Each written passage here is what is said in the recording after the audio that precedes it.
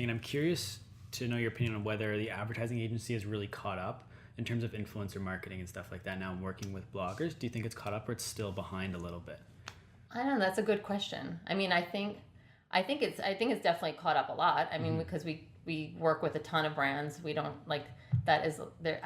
There is a lot of I think one of the things that I've been very successful at is working with brands and doing partnerships that make sense, and that I think a lot of people are trying to figure out like how to monetize. To me, like I feel like we've cracked that and we're doing really well with it. And I just hope that it continues in this direction.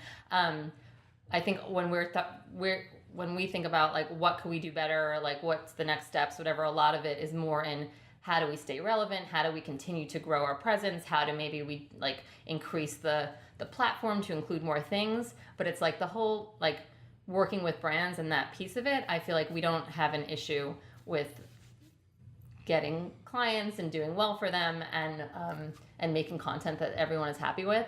So in that respect, I would say I think most brands are working with influencers, and either if they're working with influencers directly or they're working through agencies that are working with influencers.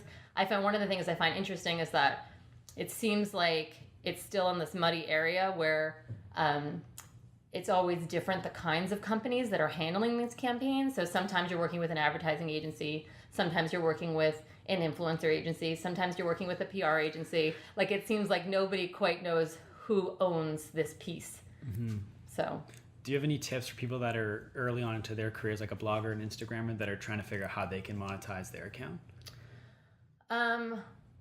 Well, what I did, I think one of the important things that I did, because I think one of the dangers is that if you start posting about yourself or whatever it is that whatever it is that your Instagram or your blog or whatever it is about, and it's very specific about I don't know about whatever, and then all of a sudden you get a branded campaign, and then it's like, oh, I'm working with this sponsor now, and then there's this danger that everybody thinks you've like sold out. I guess I feel like people feel that less now because it's so part of the norm of what's happening. But for me, because I come from an advertising background, I kind of had that in the back of my mind that I wanted to be able to do sponsored content and branded content and things like that. I actually enjoy doing that stuff. That's like what I feel like I'm good at. So so from the very beginning, I always did things that might have seemed sponsored or like, talked about brands or made recommendations, even like, and so, and I took on assignments for like little to no money, just so it was always a part of my blog from the beginning. So it didn't just like all of a sudden come out of left field and I'm like, hey, I'm working with Cheerios, Yeah. like, 3 years in or whatever. I mean, I remember the first sponsored post I ever did was for Cheerios. Okay. And it was for $25. and I did it as the best I possibly could.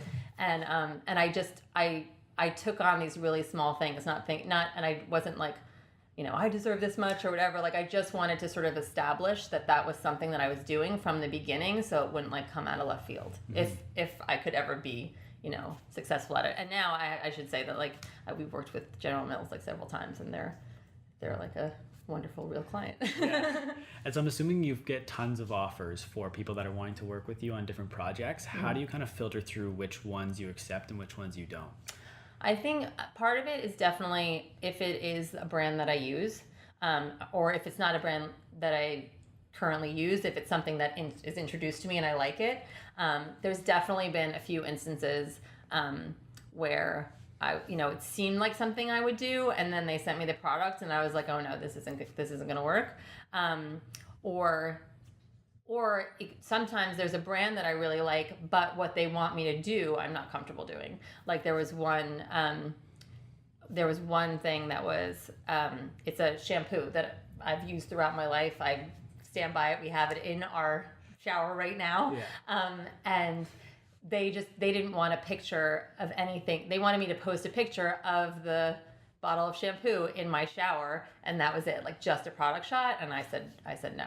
Okay. So it was like, even though it was something I used, like that's not, I think, what my readers expect from me. They're not expecting me to just like post a product shot. They want, you know, me in it, or the family, or you know, a story around it, or something like a little bit more interesting than just like, here's the shampoo in my shower.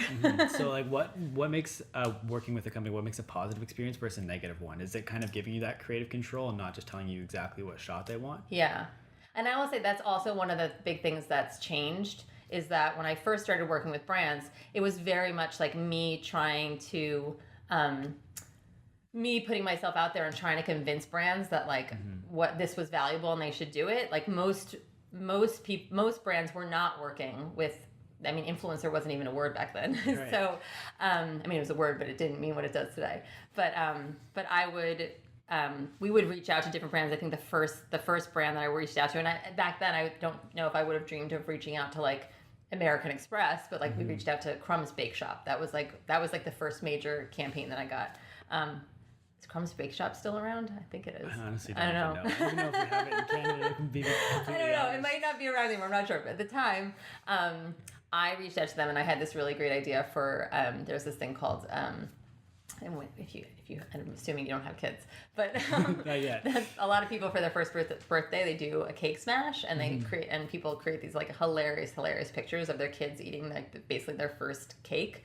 So I thought it'd be really funny to do a cake smash. I called it the Cake Smash Showdown, and it was like people just sending in pictures of their first birthday cake smash, and then we like had like a whole, though all the photos like competed against each other for the winner, and I'm like, that would be a really fun thing for people to sponsor. And I knew that a lot of people would enter in it, and it would be, you know, and then it was almost like a really easy way to integrate a product, because they made these like huge cupcakes that were cake size, and that would be, the prize would be like a gift certificate to Crumb's Bake Shop. So I did that a lot. I think in the beginning was like doing, I did a lot of photo contests where there would be a prize, and the prize was like the sponsor.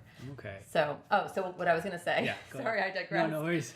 But what I was going to say is that so back then it was me, I would have an idea for something and we would reach out and try and find, you know, the correct sponsor for it. So I was always building the campaigns, and they were either agreeing to do them or not. But I feel like my readers love that stuff because it was unique to my account. And this was like pre-Instagram. This is like me on my blog with Facebook, I would say. But my readers really loved it because it was so true to what I was already posting. Like it all kind of made sense because I was creating all of it.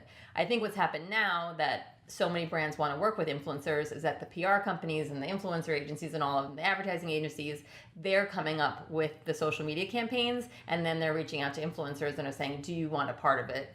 Be a part of this, you would have to do this. Yeah. There's still tons of brands or agencies that will reach out and say, this brand wants to work with you. This is their, this is what they're trying to say, or this is their one true thing, or whatever it is. And then they want you to sort of come up with creative based on that, what they're trying to say, which is how it used to work in advertising, which I love that. That's great. But then there are other ones that is like, we want you to post a photo of this bowl of oatmeal on a thing, and write these specific, messaging. So I think that's how it's sort of, it's shifted lately, is that there's fewer opportunities to come up with your own campaign. And I think that that's what works best.